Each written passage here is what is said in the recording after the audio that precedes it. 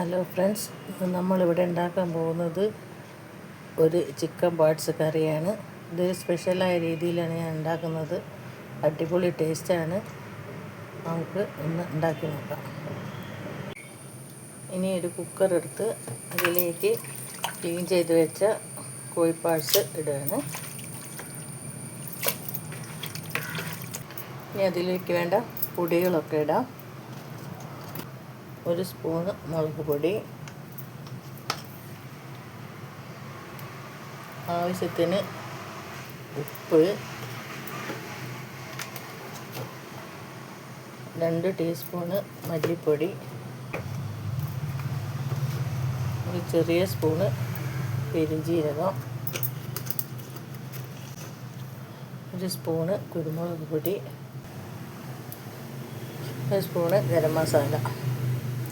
ഇത്രയും ചേർത്ത് ഒരു 1/2 ഗ്ലാസ് വെള്ളവും കൂടി ഒഴിച്ച് നമ്മളിത് വേവിക്കാൻ വയ്ക്കുകയാണ്. ഇനി നമ്മളിത് വേവിക്കാൻ വേണ്ടിയിട്ട് ഇൻഡക്ഷൻ കുക്കറിൻ്റെ മുകളിലേക്ക് വയ്ക്കുകയാണ്.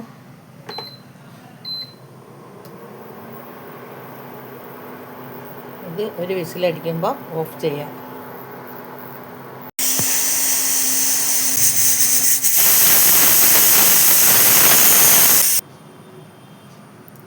നമുക്കിതിലേക്ക് വേണ്ടതിന് 2 വെല്ലുള്ളി, ഒരു 3 പച്ചമുളക്, കുറച്ച് വെളുത്തുള്ളി, ഒരു കഷ്ണം ഇഞ്ചി, കുറച്ച് കറിവേപ്പില, ഇതെല്ലാം കൂടെ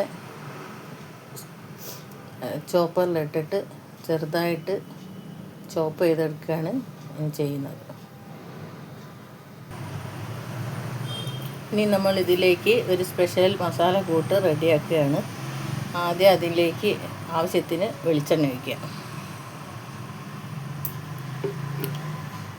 ഇനി അതിലേക്ക് ഞാൻ ചേർക്കാൻ പോകുന്നത് 2 സ്പൂണ് കുരുമുളക് പൊടി, 2 ടേബിൾ സ്പൂണ് മല്ലിപ്പൊടി, 1 സ്പൂണ് മഞ്ഞൾപ്പൊടി, 1 സ്പൂണ് മുളക് പൊടി. ഇതെല്ലാം കൂടി എണ്ണ ചൂടാകുമ്പോൾ അതിലിട്ട് നല്ലോണം മൂപ്പിച്ചെടുക്കുകയാണ് ചെയ്യുന്നത്.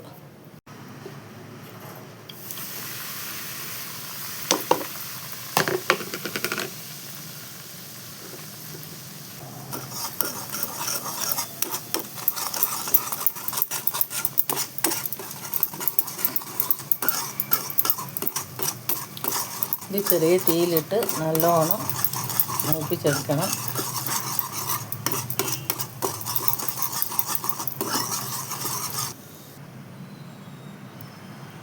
അങ്ങനെ കുക്കറിലെ ആവിയെല്ലാം പോയി നമ്മൾ പാർട്സ് എടുത്തിട്ട് പാർട്സ് അടിപൊളിയായിട്ട് വെന്തിരിക്കുകയാണ്. ഇനി നമുക്കിത് വേറൊരു പാത്രത്തിലേക്ക്, ഈ പാത്രത്തിൽ തന്നെയാണ് ഉള്ളി വാട്ടുന്നത്. നമ്മൾ കുക്കറിലേക്ക് കുറച്ച് വെളിച്ചെണ്ണ ഒഴിക്കുകയാണ്. വളരെ കുറച്ച് മതി. അതിലേക്ക് ഇനി കുറച്ച് തേങ്ങാക്കൊത്താണ് ഇടാൻ പോകുന്നത്. തേങ്ങാക്കൊത്തിട്ട് അതിലേക്ക് നമ്മൾ ചോപ്പ് ചെയ്ത് വെച്ച ഉള്ളി, ഇഞ്ചി, പച്ചമുളക്, വെളുത്തുള്ളി, കറിവേപ്പില എല്ലാം കൂടി ഇട്ട് ഒന്ന് മിക്സ് ചെയ്യാം.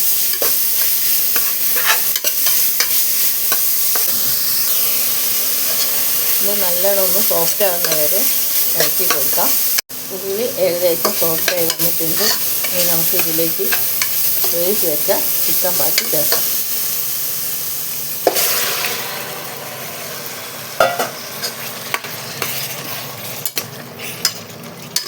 നല്ലവണ്ണം മിക്സ് ചെയ്യാം. അതിനുശേഷം നമ്മൾ സ്പെഷ്യലായിട്ട് ഉണ്ടാക്കി വെച്ച ആ മസാല കൂട്ട്, മല്ലിപ്പൊടി വറുത്തത് എല്ലാം ഇതിലേക്ക് ചേർക്കാം.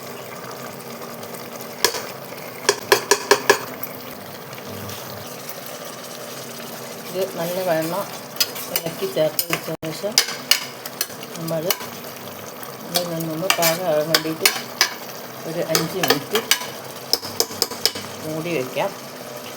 പിന്നെ ഉപ്പ് ഒക്കെ നോക്കി ആവശ്യത്തിന് ഉപ്പ്, പിന്നെ കുരുമുളകിൻ്റെ ടേസ്റ്റ് ഇഷ്ടമുള്ളവർക്ക് കുറച്ചും കൂടി കുരുമുളക് പൊടി, പിന്നെ പെരുംജീരകത്തിൻ്റെ പൊടി 1/2 സ്പൂണും കൂടിയൊക്കെ ഇതിലേക്ക് ആഡ് ചെയ്യാവുന്നതാണ്. അവസാനമായി ഇതിലേക്ക് കുറച്ച് മല്ലിച്ചപ്പും കറിവേപ്പിലയാണ് ചേർക്കുന്നത്.